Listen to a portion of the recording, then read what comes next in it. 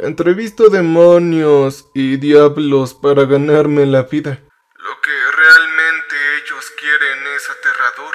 Hola a todos. Yo me he sentado frente a 17 demonios en los últimos 3 años y he documentado sus jerarquías, sus motivaciones y sus objetivos para un proyecto gubernamental clasificado del que ustedes no saben nada. Yo los he visto con rostros humanos. Los he oído hablar en idiomas que te hacen doler los dientes y te nublan la vista. Incluso te hacen llorar sangre. Pero ninguno me ha asustado tanto como Azrael. No porque me amenazara, y tampoco porque me gritara, se enojara o prometiera la condenación eterna en el infierno, sino porque me sonrió como si ya supiera cómo iba a terminar todo esto. Sí, sé que suena loco, pero créeme, la cuestión es la siguiente.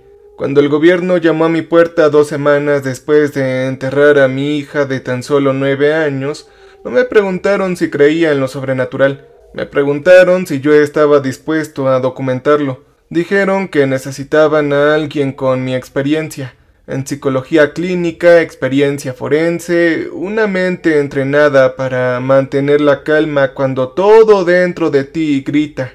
Dijeron que necesitaban a alguien que ya lo hubiera perdido todo. Y sí, creo que en el fondo de mi ser sabía que tenían razón. El olor me impactó por primera vez aquella mañana de martes de octubre.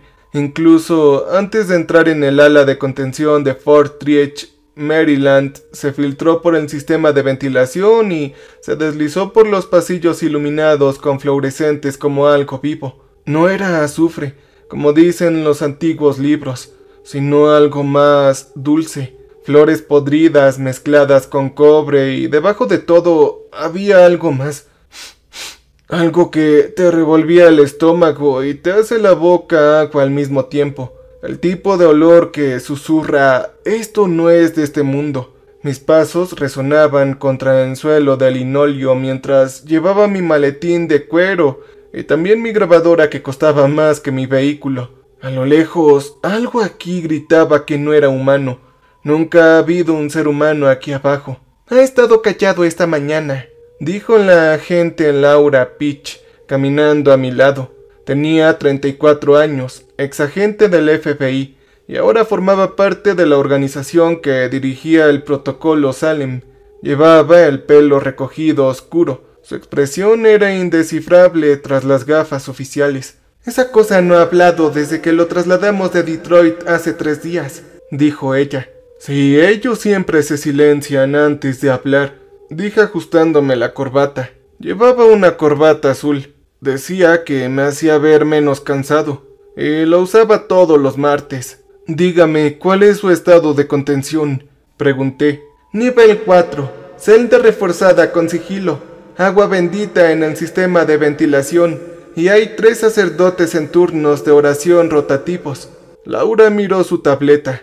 Estas eran precauciones habituales, aunque nada en esto parecía anormal. Nos detuvimos ante una puerta de acero reforzada marcada con símbolos que había aprendido a reconocer muy bien, pero nunca aprendí a pronunciar. A través de la pequeña ventana pude ver la sala de entrevistas, con paredes de hormigón cubiertas de marcas protectoras y una sola mesa atornillada al suelo. Habían 2 sillas frente a frente, una de las cuales estaba vacía, la otra no. Se llama Azrael, dijo Laura en voz baja. Al menos eso es lo que le dijo al equipo de captura antes de que dejara que lo ataran. Él no resistió, simplemente sonrió y entró en el círculo, dijo ella. Esto me había puesto los pelos de punta más que cualquier otra cosa que pudiera haber dicho. Oye, ¿cuántas bajas hubo durante la interrupción del ritual?, pregunté. No hubo ninguna. Eso es lo que me preocupa, respondió ella.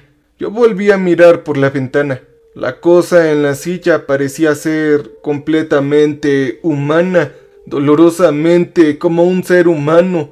Tenía unos 45 años quizás, el cabello entrecanado, bien afeitado, y vestía un uniforme gris que le dábamos a las entidades que se manifestaban físicamente.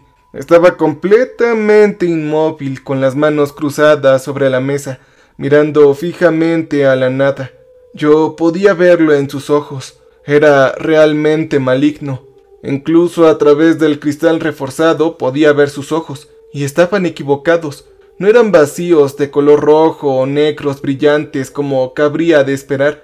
Eran de un color avellana, muy normales y muy humanos, excepto que albergaban una inteligencia que parecía más antigua que las montañas, más antigua que la memoria misma. «Estaré observando todo el tiempo, ¿de acuerdo?», dijo Laura con la mano en mi hombro. «Una palabra o una señal de que tú estás en apuros y llenaremos esa habitación con todo lo que tenemos por aquí», dijo. «Oh, no, creo que no me hará daño», contesté sorprendido por la seguridad en mi voz. «¿Y cómo es que lo sabes?», preguntó ella. «Porque quiere algo. Siempre quieren algo», respondí. Cuando abrí la puerta, el olor me impactó de inmediato. Ese olor a podredumbre empalagoso que me hacía llorar, pero ahí debajo de ese aroma había algo más. Libros viejos, velas encendidas. Era como el interior de una iglesia a la que no había ido desde el funeral de mi hija. Azrael no se movió cuando entré, ni siquiera parpadeó. Yo crucé la habitación, dejé mi maletín sobre la mesa y me senté frente a ella. La silla de metal estaba fría, incluso a través de mis pantalones. «Hola, ¿qué tal? Soy el Dr. Isaac Thorne», dije con la voz monótona y serena. Tan profesional como esta era solo una entrevista más para mí. «Estoy aquí para hacerte preguntas sobre tu naturaleza, también sobre tus orígenes y, ¿por qué no?, tus intenciones. Obviamente no estás obligado a responder, Azrael, pero tu cooperación se notará en tu resolución». «El nombre de tu hija era Elisa, ¿verdad?», dijo él. Su voz era suave, cálida, incluso como la de un profesor al que alguna vez respeté, como la de un buen padre. Yo apreté los puños debajo de la mesa. «Ella murió hace 2 años. El 14 de septiembre a las 3:47 de la tarde, una camioneta se saltó un semáforo en rojo en Riverside Drive. La conductora estaba enviando mensajes de texto y nunca lo vio venir», dijo él, continuando y ladeando ligeramente la cabeza. «Oye, esa información no es relevante para nuestra entrevista. Mantente aquí en el presente», dije, pero se me quebró la voz a la mitad de la entrevista. «Oh, sí, usted quiere saber quién soy yo, ¿verdad, Dr. Isaac? Pero no podrá entenderme hasta que comprenda quién es usted. Es un hombre sufriendo, un padre con un agujero en el pecho que nunca sanará. Es un ser humano que intenta desesperadamente encontrarle sentido a un mundo que ya no lo tiene». Azrael se inclinó hacia adelante y por primera vez sonrió. Era una sonrisa amable y podría decirse que también comprensiva. Yo abrí mi maletín con manos temblorosas. Saqué mi grabadora y la puse sobre la mesa. La luz roja parpadeó indicando que ya estaba grabando. «Para que conste, por favor indíqueme su designación y origen», dije lentamente. Él observó la grabadora un momento y luego me devolvió la mirada con esos ojos antiguos y horribles. «Yo soy Azrael. He llevado 1000 nombres a lo largo de 10.000 años. Soy lo que los de su especie llaman un demonio, aunque esta palabra no basta. Soy más antiguo que Cristo y más antiguo que Buda, mucho más antiguo que el primer humano que miró las estrellas y se preguntó si algo le devolvía la mirada en ese vasto y espacio profundo», dijo él. ¿Cuál es tu propósito, Azrael? Dime, pregunté. «¿Propósito?». Él se rió, un sonido genuino que me puso los pelos de punta. «Yo he visto a su especie construir civilizaciones y arrasarlas. He visto imperios surgir y caer como olas en la costa. Estuve presente cuando la peste negra azotó Europa y vi cómo sus madres abandonaban a sus hijos en las calles. Estuve en España cuando la Inquisición decidió que la salvación requería fuego y gritos». Él hizo una pausa con expresión pensativa. «Estuve en las trincheras de la Primera Guerra Mundial y en los campos de batalla de la Segunda. aunque en esas batallas, lo confieso, casi siempre dejaba que los vampiros jugaran un poco. Ellos disfrutan de ese caos más que yo, dijo.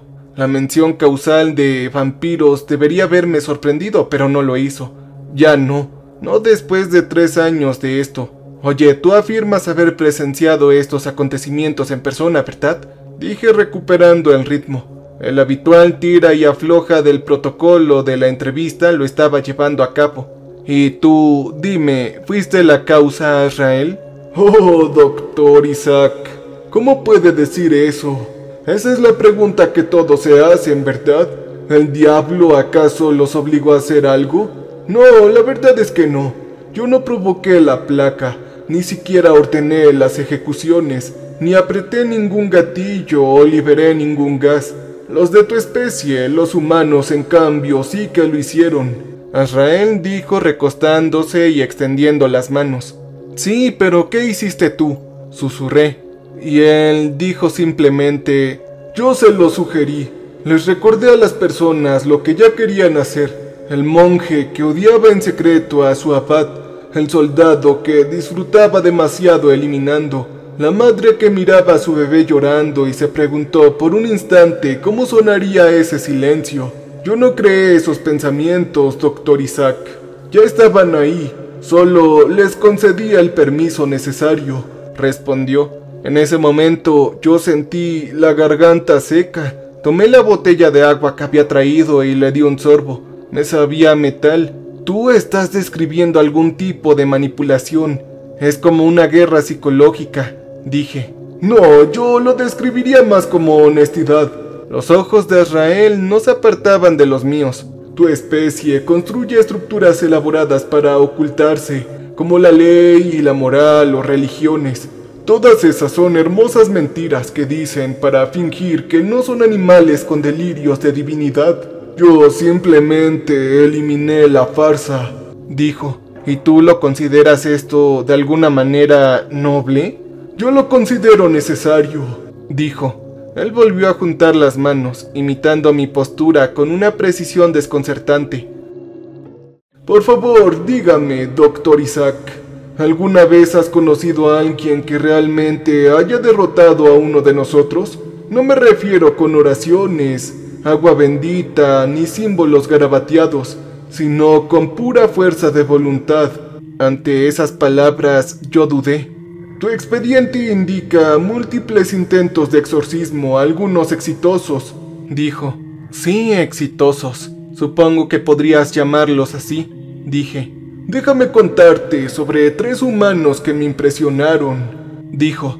Se recostó en su silla y su voz adquirió la cualidad de un narrador, alguien que había vivido lo que estaba a punto de decir. El primero fue un soldado romano llamado César. En Jerusalén tenía 37 años después de la ejecución de su Mesías. Yo había poseído a la hija de un comerciante. No fue nada dramático. Solo alentó sus impulsos de robo y violencia. César me confrontó en el mercado. Tenía 43 años, marcado por 3 campañas, y acababa de perder a su esposa por la fiebre. Yo le ofrecí poder y le ofrecí traerla de vuelta. Sin embargo, él me miró con ojos exhaustos y me respondió de la siguiente manera. No, yo ya he visto lo que hace el poder, así que prefiero el dolor, dijo el hombre. La expresión de Azrael se suavizó con algo que podría haber sido respeto. Él mismo realizó el ritual. Me expulsó con su absoluta negativa a aceptar mi oferta. La verdad es que no lo odié por ello. ¿Cómo podría hacerlo? Comprendió el precio y decidió pagarlo de todos modos. En cuanto al segundo hombre, fue un sacerdote en París en 1342, el padre Antonio. Había estado susurrando durante meses, alentándole sus dudas, su ateísmo secreto, su atracción por una mujer casada de su congregación. En ese momento la peste ya se acercaba, la sentía en el viento. Le dije que podía salvarse y también a ella, si tan solo abandonaba sus votos, si él abandonaba a su Dios. Pero ¿qué es lo que hizo él? Oró durante 17 días seguidos sin dormir. Él casi se mata en el proceso. Para el día 18 me miró y dijo: Si mi Dios calla, mi fe hablará por él. El exorcismo que siguió casi nos destruyó a ambos, pero él venció. Murió 3 meses después. La peste se lo llevó a él y a la mujer que amaba, pero él murió creyendo, siempre fiel. Todavía no entiendo por qué le importaba todo eso, dijo Azrael haciendo una pausa. En ese momento, la habitación se sentía más fría de lo usual. Podía escuchar mi propio latido en silencio. Oh, ¿y cómo podría olvidar a la tercera persona? Ocurrió en Massachusetts en 1962. Una mujer llamada Donna no fue acusada durante los juicios. Era demasiado vieja y demasiado pobre, demasiado invisible, pero yo la veía. Sabía lo que llevaba dentro. Rabia por un marido que la golpeaba. Odio por un pueblo que la ignoraba. Yo le ofrecí venganza, le ofrecí ayudarla a quemarlo todo, y aceptó. Durante 6 semanas me dejó entrar. Juntos planeamos y conspiramos. Nos preparamos para que ese lugar se destruyera a sí mismo desde adentro. Y entonces, la noche en que iba a empezar, entró en su cocina, se sentó en la mesa y simplemente se detuvo y dijo: «Ya he tenido suficiente con todo esto.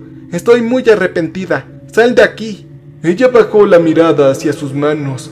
No hubo ningún ritual ni ninguna oración. Simplemente decidió que ya había terminado con toda esta locura. Y yo no pude aguantar. Su voluntad era más fuerte que mi agarre. Desde entonces me he preguntado por ella. ¿Qué fue lo que le dio esa fuerza? ¿Cómo tuvo esa fuerza de voluntad?, dijo Azrael. En ese preciso instante me encontré inclinado hacia adelante, atrapado en la narrativa a mi pesar. Tú hablas de toda esta gente con respeto, no con odio. ¿Por qué podrías odiarlos, ¿Por qué lo haces? Azrael me miró a los ojos de nuevo. Me demostraron lo que es capaz la humanidad cuando se lleva al límite. Demuestran que los de tu especie no están indefensos ante nosotros, los demonios. Eso no es algo a lo que odiar, sino es algo a lo que admirar. Aunque no lo entendía del todo, ¿para qué seguir? Porque por cada caso, por cada padre Antonio y por cada Donna, hay 10,000 personas que aceptan mis ofertas. 100,000 a los que ni siquiera hace falta pedírselo. Simplemente hacen lo que siempre han hecho.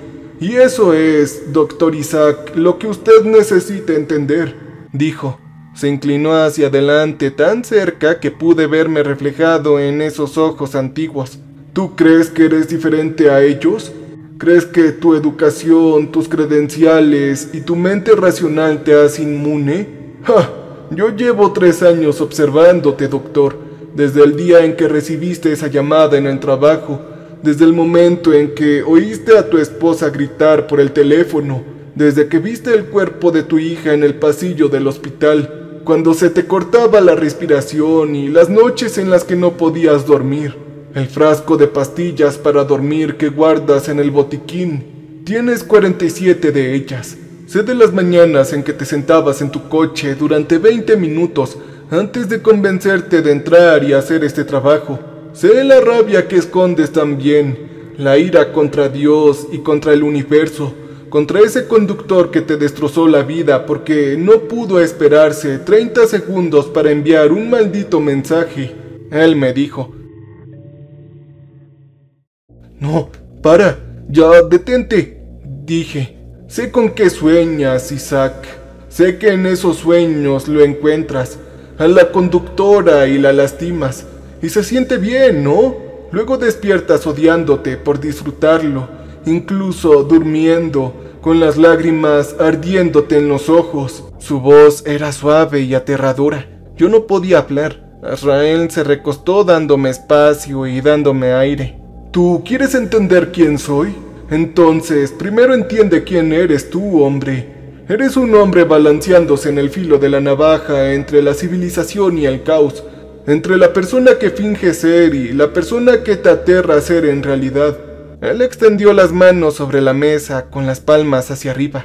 Yo puedo ayudarte con ese equilibrio si quieres, ayudarte a dejar de fingir, ayudarte a aceptar lo que realmente quieres. Y tu alma, yo no la necesito, Isaac, y nunca la necesité. Las almas son solo tuyas, sus decisiones junto con su naturaleza. Yo no las tomo, solo puedo ayudar a reconocerlas, decía este demonio. La habitación dio vueltas. Me agarré al borde de la mesa y esta entrevista la di por terminada. Bueno, Azrael, muchas gracias por tu cooperación, pero hemos finalizado, dije. ¿En serio? ¿Realmente lo estás finalizando o apenas está comenzando? Azrael sonrió de nuevo diciéndome. Me puse de pie con piernas temblorosas. Agarré mi maletín, dejé la grabadora encendida sobre la mesa y me dirigí a la puerta. Tenía la mano en el pomo cuando volvió a hablar. Oh, y antes de irse, Dr. Isaac, respóndame una última pregunta. Solo una, por favor. ¿Usted cree que está 100% libre? ¿Usted lo cree? Él me preguntó y yo no me giré. ¿De verdad crees que tus decisiones son 100% tuyas? ¿O solo sigues patrones innatos, traumatizados de un universo al que no le importa si existes o no? Cuando aceptaste este trabajo, ¿fue realmente tu decisión? ¿O simplemente hiciste lo que un hombre destrozado haría? Después de que dijera eso, abrí la puerta de golpe y salí sin responder, pero su risa me siguió por todo el pasillo. Era una burla sin crueldad y muy comprensiva. Mi compañera Laura esperaba ahí afuera pálida. Oye, Isaac, ¿estás bien? Solo fueron 20 minutos. ¿Quieres continuar mañana? Yo, ante esas palabras, mentí. Sí, claro, estoy bien, dije. Volví a mirar hacia la puerta.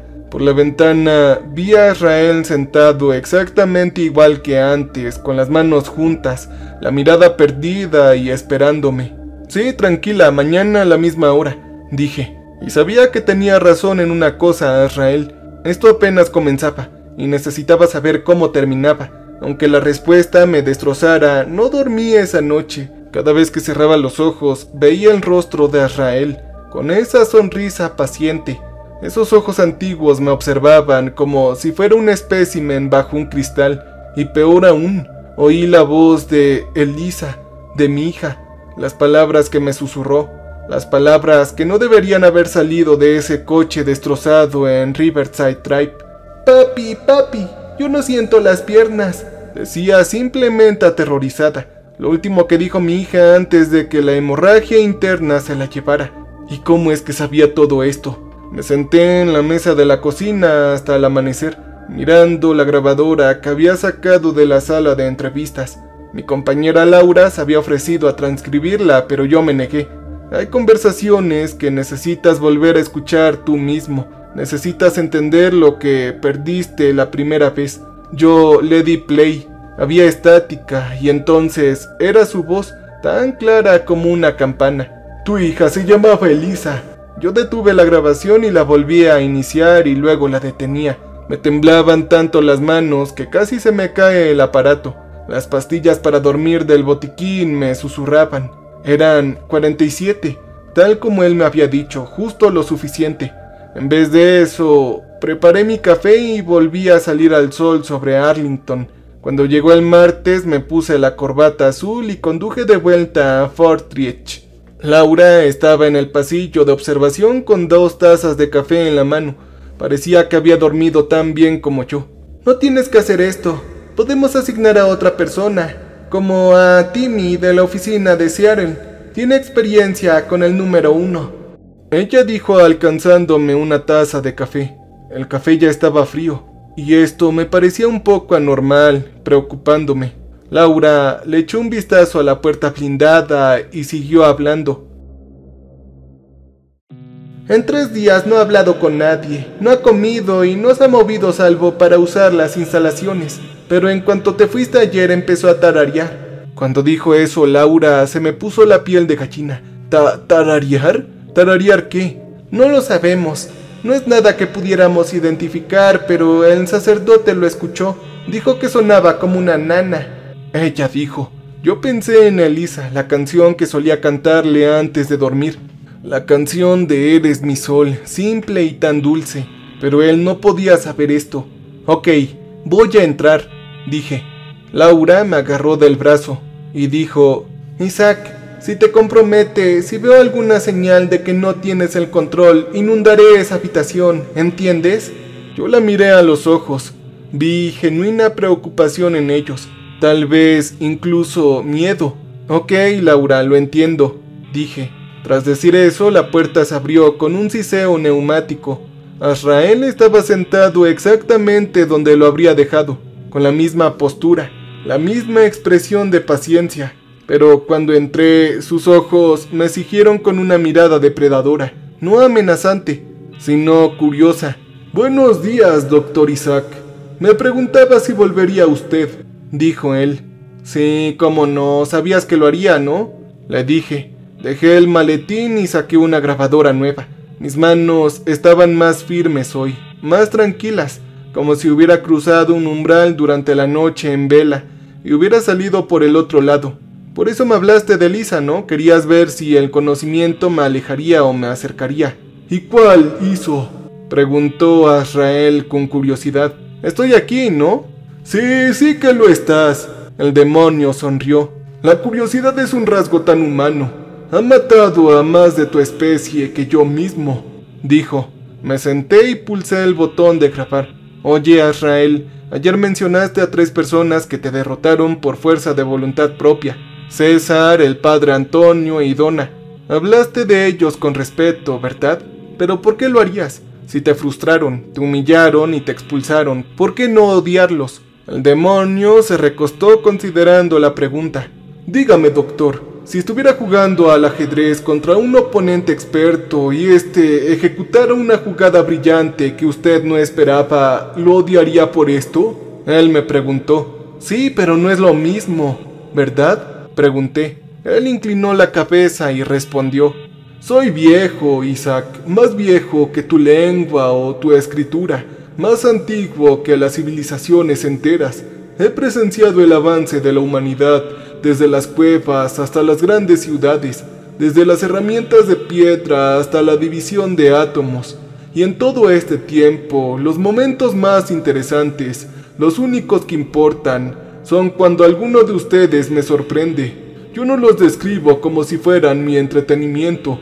No, los estoy describiendo como si fueran dignos oponentes en un juego que ha durado 10.000 años. ¿Y sabes qué es lo raro de todo esto? Que es valioso. La mayoría de las especies que he conocido son predecibles y aburridas. Siguen patrones, repiten ciclos y nunca se desvían. Pero los humanos son gloriosamente caóticos y hermosamente contradictorios. Construyen hospitales y campos de concentración, componen sinfonías y cometen genocidios. Son capaces de una bondad asombrosa, pero también una crueldad inimaginable. A menudo por la misma persona en el mismo día. ¡Qué loco!, ¿no?, dijo él inclinándose hacia adelante. Sus ojos brillaron. «Por eso no odio a quienes me resisten. Son la prueba de que tu especie sigue evolucionando. Aún es capaz de sorprenderme». Yo escribía notas innecesarias, ganando más tiempo para procesarlas. «Oye, dijiste que estabas en Jerusalén, también estuviste en París y también en Salem. ¿En dónde más has estado?», pregunté. «En todos los lugares importantes, chico. Yo estuve en Roma cuando Nerón culpó a los cristianos del incendio. Obviamente, yo fui quien inició el fuego, claro está. El descuido de un panadero lo provocó, pero le susurré al oído al emperador sobre chivos expiatorios y conveniencia política. Lo vi alimentarse a sus mártires con leones y me pregunté por qué cantaban himnos mientras morían». Azrael volvió a su modo narrador. «Tú los estabas poniendo a prueba, ¿verdad?», dije. «No, yo los intentaba comprender. ¿Por qué elegir la muerte en lugar de la negación? ¿Qué hace que la fe sea más fuerte que el instinto de supervivencia? Obviamente, sigo sin tener una respuesta satisfactoria». Azrael hizo una pausa. «¿En dónde más has estado?», pregunté. «Londres durante la peste, Filadelfia durante el brote de la fiebre amarilla, Nueva Orleans durante el huracán Katrina. Me atraen los desastres, doctor, no porque yo los haya causado, sino la naturaleza que los hace maravillosamente por sí sola. Es porque la catástrofe los despoja de sus pretensiones, les muestra quiénes son realmente cuando las reglas dejan de aplicarse». dijo él. Yo pensé en mi propia catástrofe, aquella llamada en el trabajo, el viaje al hospital que sentí como si me ahogara, el momento en que vi la sábana cubriendo su pequeño cuerpo. ¿Y qué es lo que aprendiste de todo esto?, pregunté en voz baja. Que algunos simplemente se quiebran, otros se doblegan y otros simplemente me sorprenden, como Donna. Oh sí, déjame contarte más sobre ella. Sonrió con la expresión cambiando y se volvió una sonrisa casi melancólica. En 1692 los juicios fueron un frenesí para los de mi especie, humanos acusando a otros humanos, destruyendo su propia comunidad con paranoia y rectitud. Apenas necesitaba hacer nada, solo observar, pero yo la elegí específicamente. Ella tenía 63 años, era viuda, sus hijos ya habían crecido y se habían ido. Había pasado 40 años casada con un hombre que la golpeaba cuando bebía, lo cual ocurría muy a menudo.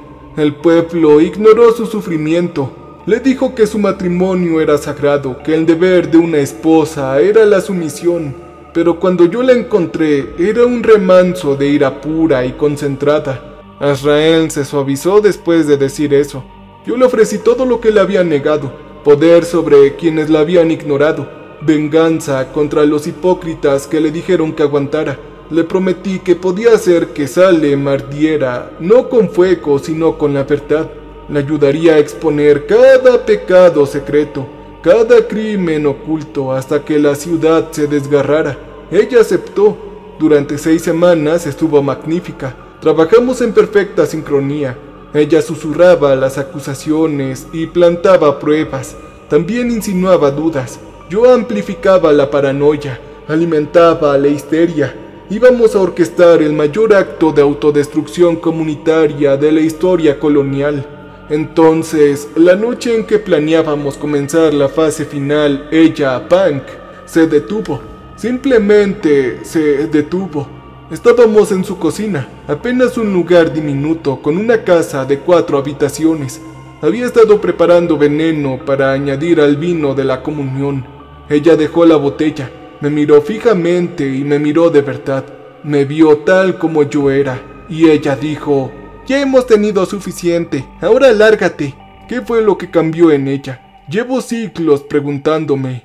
Creo que se dio cuenta de que destruir este lugar no aliviaría su dolor, solo lo extendería, haría que otros sintieran lo que ella había sentido, y en algún punto de esa comprensión encontró la fuerza para elegir de otra manera.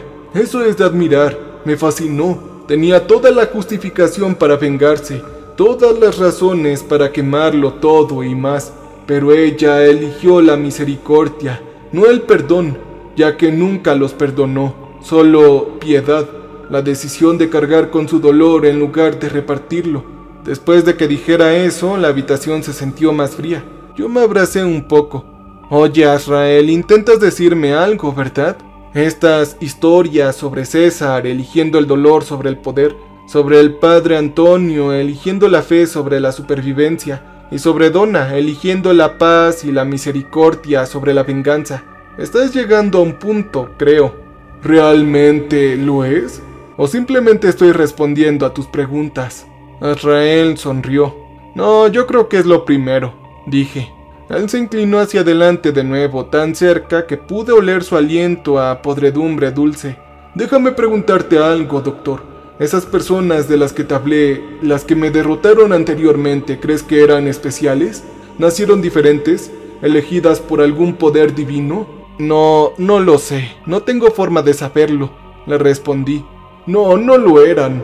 Eran humanos comunes, rotos, defectuosos y con dificultades que tomaron una decisión en un momento crítico. Eso es todo, sin intervención divina ni fuerza sobrenatural, solo decisión.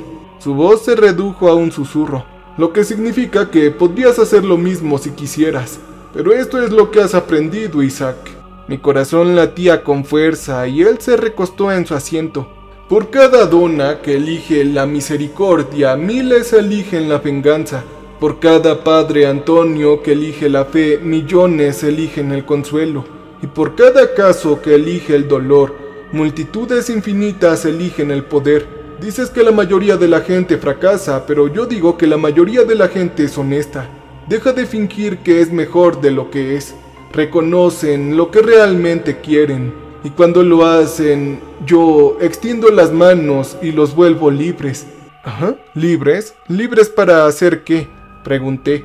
Libres para hacer cualquier cosa, todo lo que su naturaleza exija, todo lo que piensan en sus sueños. Él terminó de decir.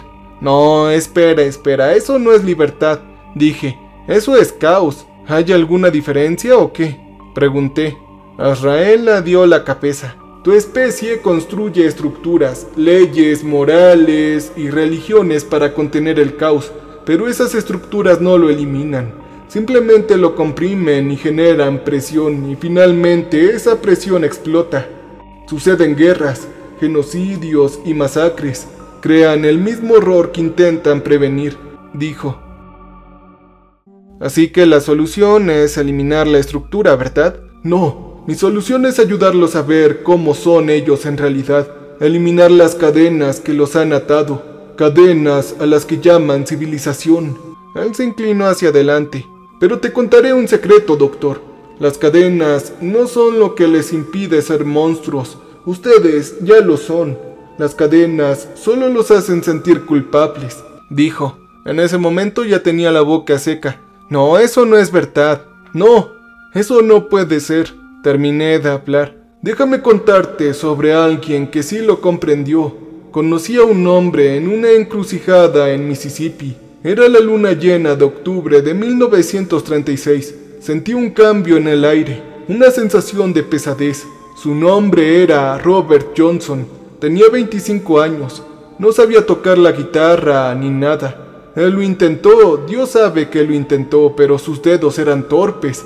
Su ritmo era deficiente. Otros músicos se burlaban de él. Yo le dije que se rindiera, que se dedicara a la agricultura, pero él soñaba con ser un gran músico y una leyenda. Luego llegó esa encrucijada desesperado, arruinado, viendo cómo tales sueños se desvanecían. Yo le ofrecí un trato, no por su alma, ya que te dije que las almas no son una moneda de cambio. Le ofrecí algo más simple, que él aceptara bajo la vergüenza, bajo el miedo al juicio, bajo todas las capas de tener que hacerlo, que él era un perdedor, de aceptar quién era realmente. Después de todo, ¿quién era Robert Johnson cuando nadie lo veía? Era ambicioso, tenía hambre, estaba dispuesto a hacer lo que fuera para ser recordado, para ser importante y para crear algo hermoso, incluso si eso significaba abrazar algo oscuro, y él aceptó. Dejó de luchar contra sí mismo, dejó de fingir que su ambición era pecaminosa, dejó de disculparse por anhelar la grandeza. De repente, la mirada distante de Azrael ahora recordaba la música que brotó de él después de aquella noche. Luego, después de ese día, tocaba la guitarra como si gritara, como si cada nota surgiera de algo más profundo que la técnica, y se hizo famoso. Él se liberó de la maldición por 2 años. Viajó, jugó, amó y creó, sin culpa ni vacilación o cadenas. Solo la expresión pura y desinhibida de su naturaleza.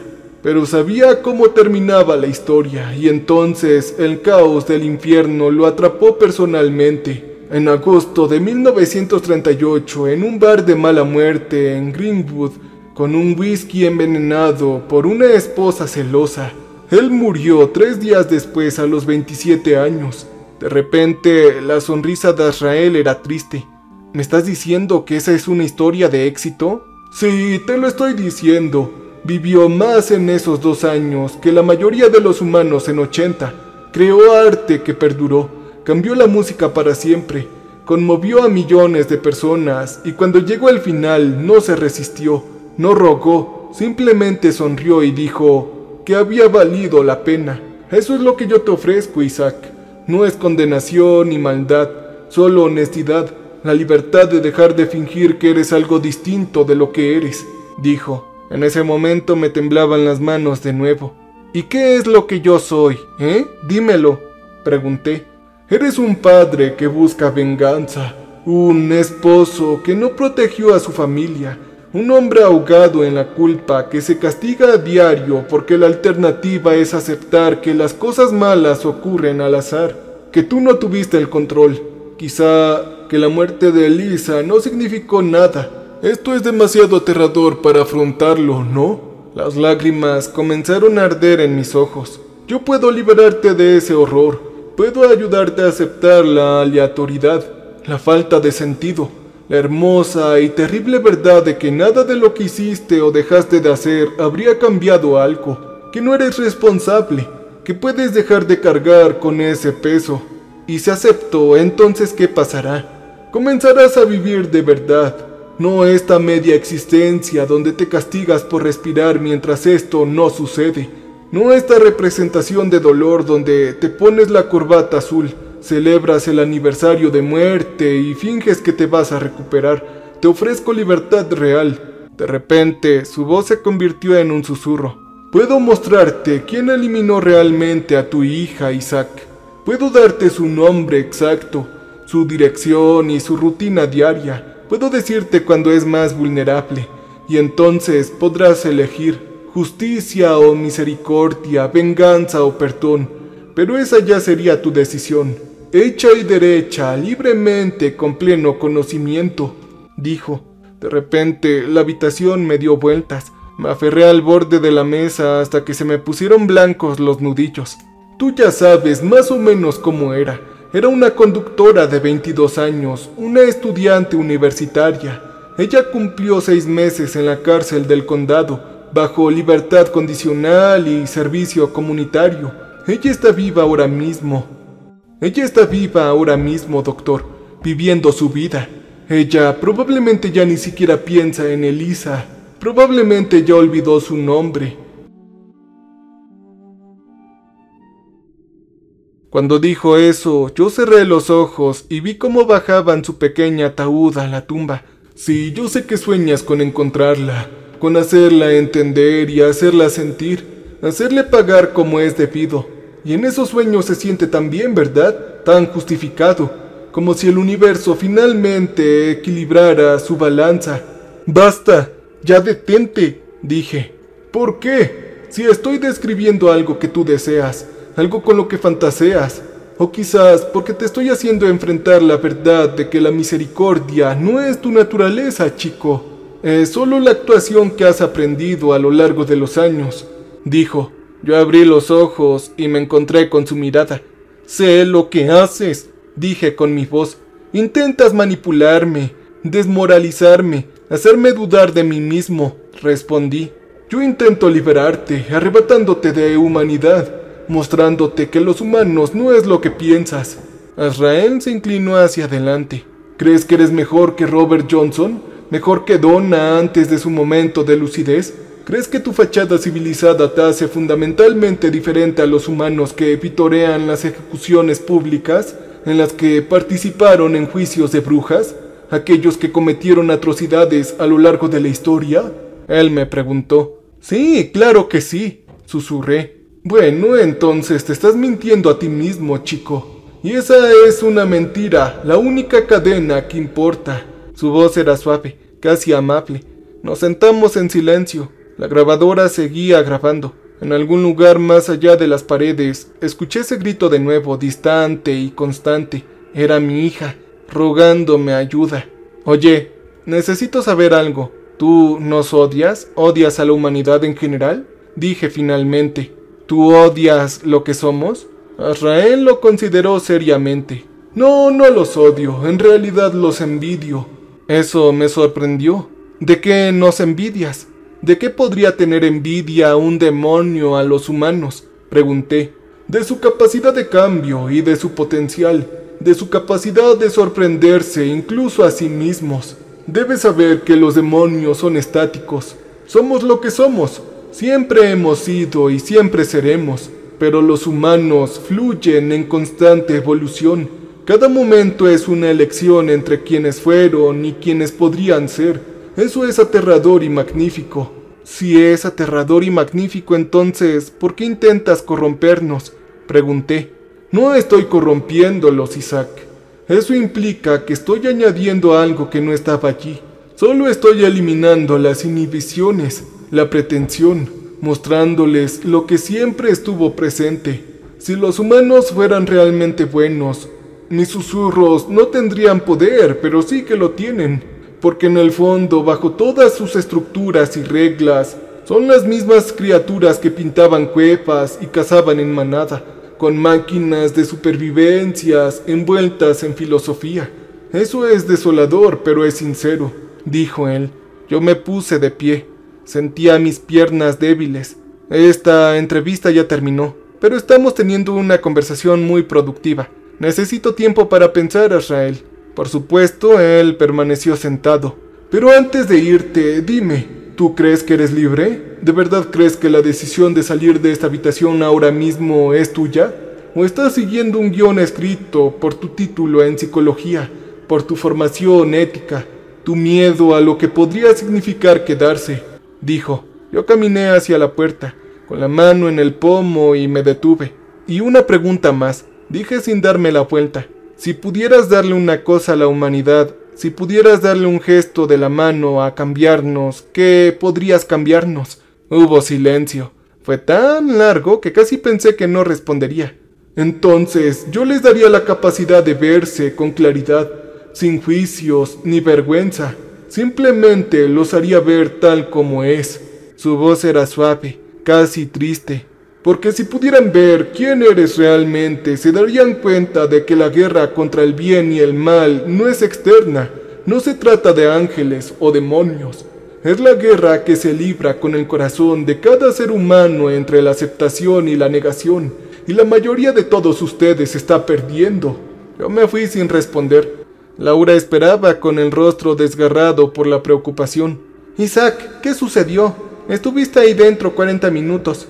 ¿Qué? ¿Había pasado tanto tiempo? Pregunté. Parecieron horas, pero fueron minutos. El tiempo es extraño en esa habitación, dije. Ay, necesito el resto de mi día, contesté. Mañana escribiré mi informe. Por favor, Laura, dame tiempo. Ella asintió lentamente. De acuerdo, Isaac. Pero lo que sea que te haya dicho ahí, lo que sea que te haya ofrecido, recuerda que mentir es lo mejor que saben hacer. Yo conduje a casa de día.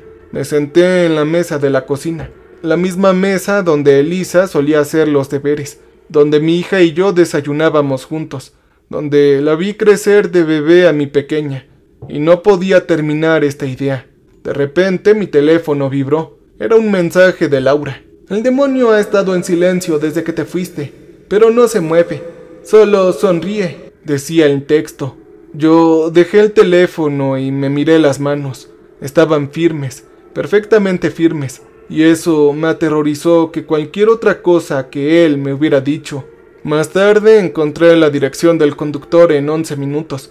Eso fue lo que tardé. Me senté frente a mi computadora a las 2 de la mañana con el café frío a mi lado.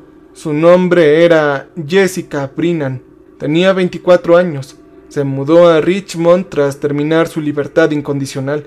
Trabajaba en un Target, vivía en un estudio en la zona este. Tenía novio, publicaba fotos en redes sociales de conciertos, vistas a cervecerías y momentos normales e inolvidables de una vida normal y tan monótona. Ella se había olvidado de Lisa. Lo notaba en cada sonrisa de ella, en cada foto casual. El accidente que destruyó a mi familia era solo un mal recuerdo para ella, un error, algo que había pagado y superado. Yo me quedé mirando su dirección hasta que la pantalla se volvió, borrosa. Luego cerré la laptop y fui a prepararme para mi tercera entrevista con Azrael. Los pasillos de este lugar se sentían diferentes esa mañana del miércoles, más largos. Las luces fluorescentes zumbaban con frecuencia hasta que me hacía doler el pecho. Ese olor dulzón a podrido se había intensificado, filtrándose por las mejillas de ventilación como si el edificio mismo estuviera empezando a deteriorarse. Entonces, Laura me recibió en el puesto de control. Tenía peor aspecto que yo. Sus ojeras y su pelo, normalmente recogido, se le escapaba del moño y mechones. Algo anda mal. Los sacerdotes se niegan a continuar su rotación. Dicen que los sigilos protectores están debilitando, pero ¿cómo? Ellos no se lo explican. Solo siguen diciendo que las ataduras se sienten diferentes, como si algo hubiera cambiado. Isaac, la verdad es que no creo que deberíamos continuar. Hoy no hasta que entendamos qué está pasando. Él no ha hecho nada y eso es lo que me está preocupando. Él ha sido perfectamente obediente en estos 3 días, pero los demonios no cooperan, Isaac. Manipulan. ¿Y si todo este tiempo ha estado tramando algo? Ella dijo sin preámbulos. No, dame una sesión más. Déjame terminar esto. Luego podemos transferirlo o terminar la serie de entrevistas. Entonces, Laura estudió mi rostro. Lo que sea que vio ahí en mí la hizo retroceder. Solamente 30 minutos y estaré observando cada momento, dijo ella. La puerta se abrió. Azrael estaba de pie esta vez, no estaba sentado. De pie junto a la pared del fondo, examinando los símbolos protectores grabados en el hormigón. Él no se giró cuando entré. ¡Ay! Cosas fascinantes son los sigilos. El intento de la humanidad de convertir el lenguaje en un arma, de convertir las palabras en muros, dijo él. Luego trazó uno con el dedo. El símbolo humeaba donde lo tocaba. Pero todo esto es degradante, ¿te das cuenta? Laura lo mencionó, ¿y sabes por qué? Porque se alimentan de la fe. Los sacerdotes que nos mantienen tienen que creer de verdad que estos símbolos pueden contenerme. Y últimamente ellos tienen dudas. Él me dijo, ¿por qué me estás diciendo todo esto? ¿Por qué? Pregunté. ¿Por qué lo has estado pensando? La duda es contagiosa, Isaac. Los sacerdotes perciben tu incertidumbre y eso debilita su fe. Su fe pequeña debilita las ataduras. Es hermoso de verdad, tan circular, dijo. No. Tú planeaste todo esto. Yo no planeé nada, tonto. Simplemente dije la verdad. Lo que hicieras con esa verdad fue totalmente tu decisión. Por favor, siéntate. Tenemos mucho que discutir. Él señaló la silla vacía. Yo me quedé de pie. Ya lo encontré. A la conductora. A Brennan, le dije. La expresión de Azrael no cambió. Tú sabías que lo haría, ¿no? Sí, yo lo sospechaba. La curiosidad y la rabia son excelentes motivadores. Y dime, ¿cómo te sentiste, chico? Ver su rostro con vida y felicidad. Él se inclinó hacia adelante. Yo apreté los puños y casi me ahogaba. Dime, ¿qué quieres hacer con respecto a eso? Yo no pude responder. Yo no pude expresar los pensamientos que me habían mantenido despierto. No pasa nada, chico. Ya lo sé, quieres hacerle daño, hacerle entender, hacerla sufrir exactamente lo mismo que tú has sufrido, dijo. No, eso no es justicia, ni siquiera es honestidad. Pero él me confrontó. Me preguntas qué quieren realmente los demonios y cuál es nuestro objetivo. Nosotros no queremos poseerlos. La posesión es muy aburrida y limitante. ¿Por qué controlar un cuerpo cuando puedo influir en miles? ¿Por qué forzar la acción cuando la sugestión es mucho más elegante? Entonces, ¿qué quieres? Quiero que sean libres. Libres de las cadenas del deber. Libres de culpa, de vergüenza y la constante situación de ser bueno. Libre para reconocer lo que eres bajo toda la pretensión. Son monstruos, no humanos. Déjame decirte, ¿qué pasaría si todos los humanos de la Tierra dejaran de fingir por solo un día? ¿Ellos dejarían de reprimir sus deseos? ¿Dejarían de seguir reglas en las que no creen? Dijo. Sus ojos brillaron. Sería un caos, eso sin duda, pero sería un caos hermoso y honesto.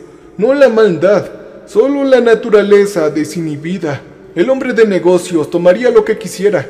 La esposa traicionada buscaría venganza. El adolescente acosado tomaría represalias contra sus bullings. Cada impulso reprimido, cada deseo negado, todo expresado simultáneamente. Eso es el infierno. ¿O ya lo es? ¿La tierra tal como es ahora, sin esa fina capa que la oculta?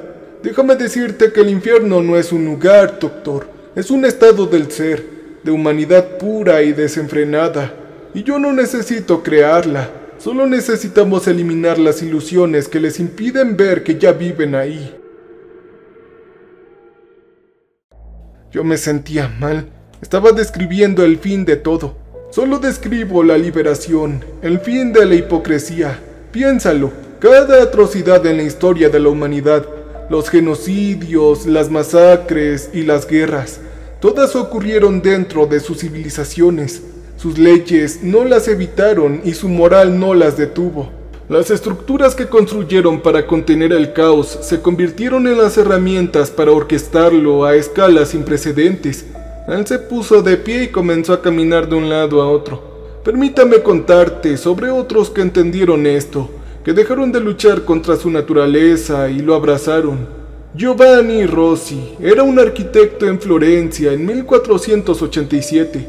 Él diseñaba iglesias mientras codiciaba a la esposa de su patrón y malversaba fondos.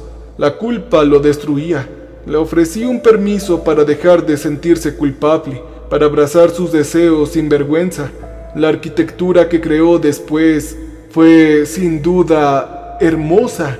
Él murió rico y satisfecho, pero fue al infierno. Pero él lo aceptó. Fue así porque había dedicado su vida a la honestidad, sin remordimientos. Ahora pasemos a París en 1889. Una mujer llamada Simone Durant era inteligente y ambiciosa, pero la sociedad le decía que las mujeres no debían desear el poder. Se asfixiaba bajo las expectativas. Yo le ayudé a comprender que las reglas de la sociedad eran arbitrarias y dejó de disculparse por su naturaleza. Se convirtió en una fuerza en la política francesa mediante la manipulación, la estrategia y la voluntad, moldeando políticas que afectaron a millones. Ella murió a los 83 años, rodeada de influencia y respeto sin culpa alguna. Era una sociópata, humana, sin remordimiento, sin la constante negación interna entre el deseo y el deber. Y eso es lo que yo te ofrezco, Isaac. No es una condenación, solo la libertad de la mentira de que eres algo más que un animal que aprendió a hablar. Él dejó de caminar y me enfrentó. Yo soy más que eso. ¿Ah? Bueno, demuéstralo. Tu hija ha fallecido. Un descuido de una chica que ya la ha olvidado. Ella vive su vida feliz y libre, mientras tú te torturas a diario con culpa inútil. Ahora las lágrimas me quemaban en los ojos. Ya sabes a dónde vive ahora. Puedes ir en coche esta noche o mañana. Puedes hacerla recordar y hacerle entender que te arrebató a ti algo muy sagrado. Se sentiría bien y justificado, ¿no? ¿Y luego qué? No regresaría Elisa, no se acabaría el dolor, pero dejarías de fingir que el dolor es noble. Dejarías de fingir dolor y lo sentirías de verdad, tan cruda, honesta y real. No, eso no es libertad, Azrael. Eso es rendirse ¿a qué? A tu propia naturaleza. Él se inclinó hacia adelante. En todos tus años de estudios de psicología, ¿qué has concluido sobre la naturaleza humana? Dime. Los humanos son capaces de una bondad extraordinaria y también una crueldad terrible. A menudo por la misma persona el mismo día. Tu capacidad de empatía corresponde con tu capacidad de violencia. No eres bueno ni malo, Isaac. Eres contextual y situacional, capaz de todo según las circunstancias. Entonces, ¿cuál es tu verdadero yo? ¿El padre afligido que sigue las reglas? ¿O el hombre que fantasea con hacer sufrir a esa mujer? Ambas ideas son igualmente genuinas. Solo te sugiero que dejes de fingir que una es aceptable y la otra no. En ese momento, la habitación se sentía más fría. Yo me aflojé la corbata. Era la corbata azul que le gustaba a mi hija. Dijiste que no odias a los humanos, que los envidiabas. ¿Por qué? Porque pueden cambiar y evolucionar, elegir de otra manera. Yo soy lo que soy, fijo y eterno, pero tú eres fluido como el agua. Cada momento es una elección entre patrones pasados y nuevas posibilidades. Eso es aterrador y magnífico a la vez. Y si es así, ¿por qué quieres corrompernos? No quiero corromperlos, quiero liberarlos. Tu libre albedrío está atrapado bajo capas de socialización, condicionamiento y vergüenza. No estás tomando decisiones libres. Estás siguiendo guiones escritos por tus padres, la cultura y el trauma. Solo quiero ayudarte a ver los guiones para que puedas elegir si los sigues o no. Y si de todos modos los sigues, entonces yo respetaré esa decisión como yo respeté a César, el padre Antonio y a Donna. La verdadera libertad incluye la libertad de elegir la moderación, dijo. Nosotros nos sentamos en silencio. La grabadora seguía aquí. Toda esta conversación está grabada. Tú me has estado manipulando, Azrael. Me has estado mintiendo o diciendo la verdad. Ambas cosas.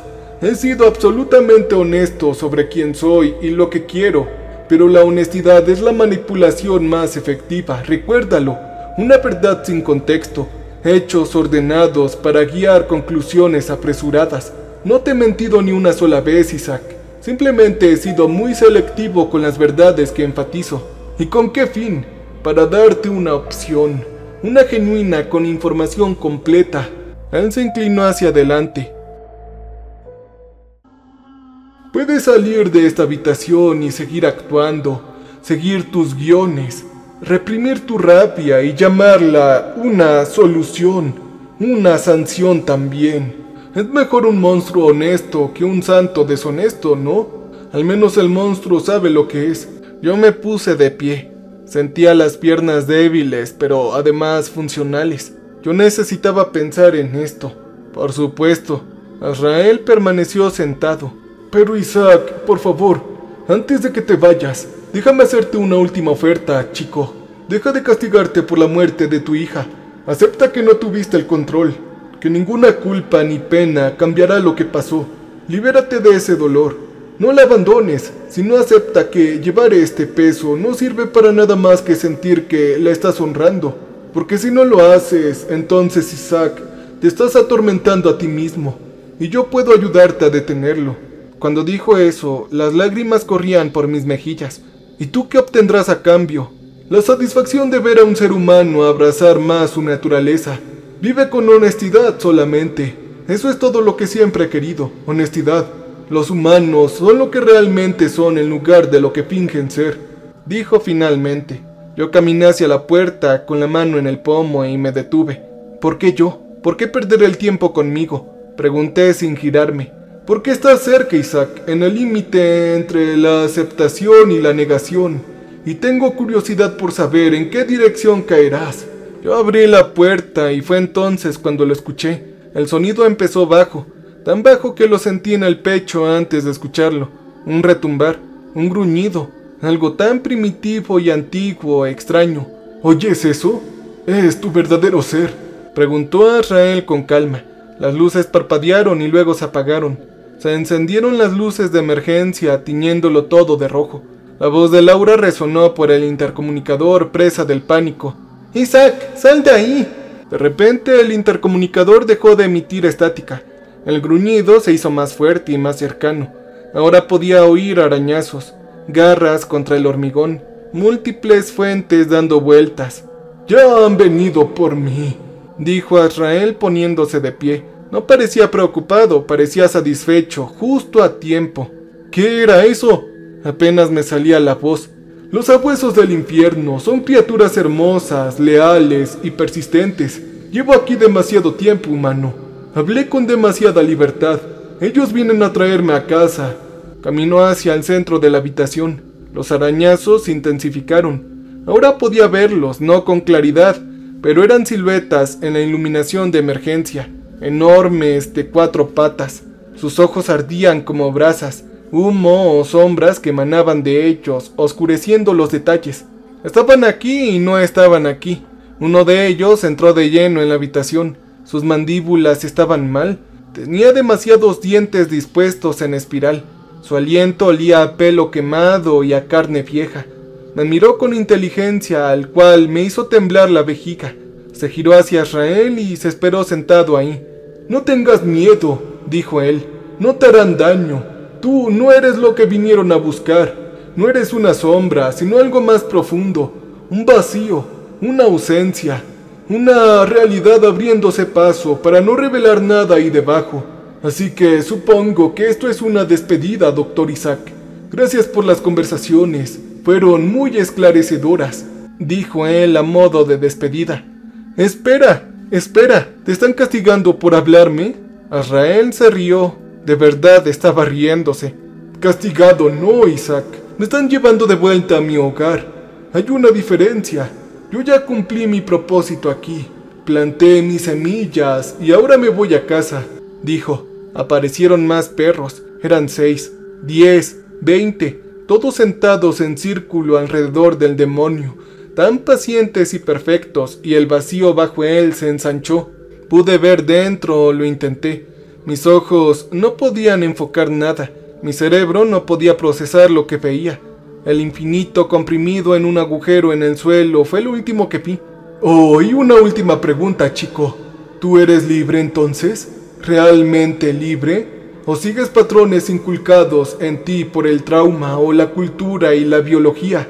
Patrones que te llaman a la elección porque la alternativa es demasiado aterradora. Dijo. Yo no pude responder y él sonrió. No era de modo cruel, no era burlona, era de comprensión. Está bien, ya lo entenderás. Y cuando lo hagas, cuando finalmente elijas, sea cual sea el camino que hagas, recuerda que fui honesto contigo. Cada palabra, dijo.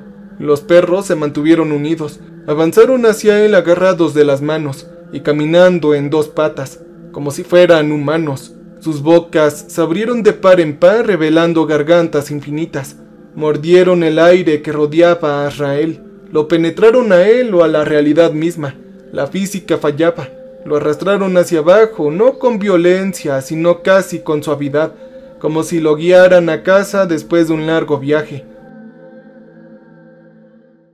Azrael no dejó de sonreír, incluso mientras el vacío lo envolvía. Incluso mientras los perros lo arrastraban hacia esa oscuridad imposible. Me miró fijamente todo el tiempo. Esos ojos ancestrales sostenían los míos.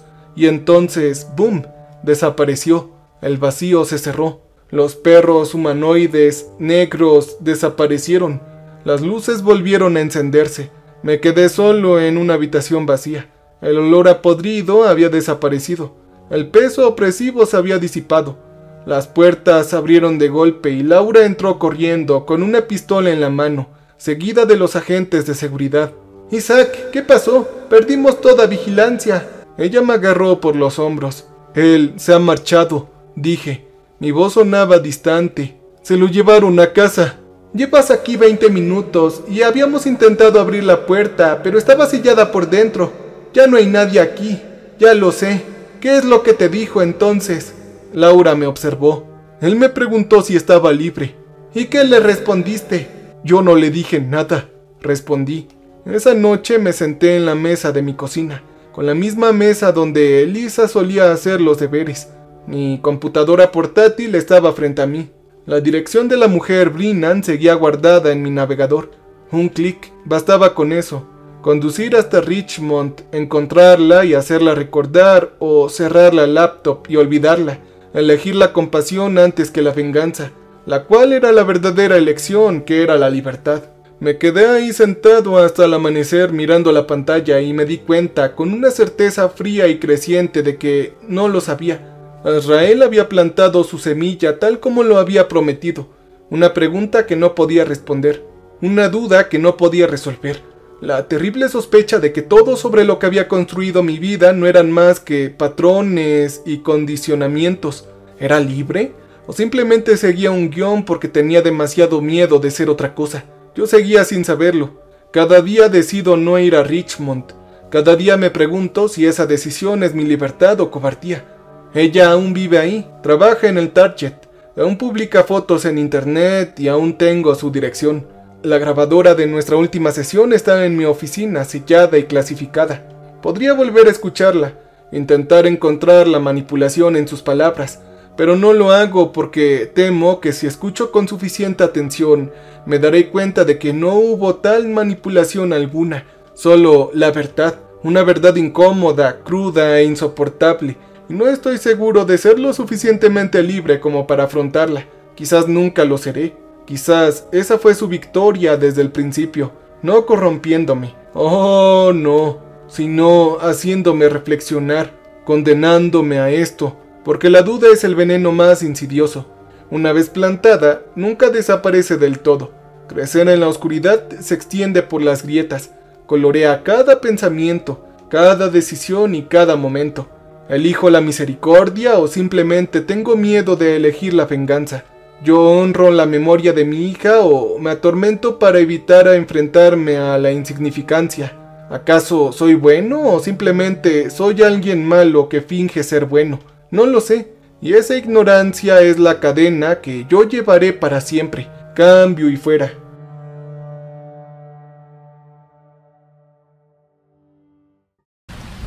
Welcome, stranger. We have not met before. We are repulsive. So glad you came to visit us. So glad. We make music for people who want to feel alive. You can use our music for your creative content. You can use our music.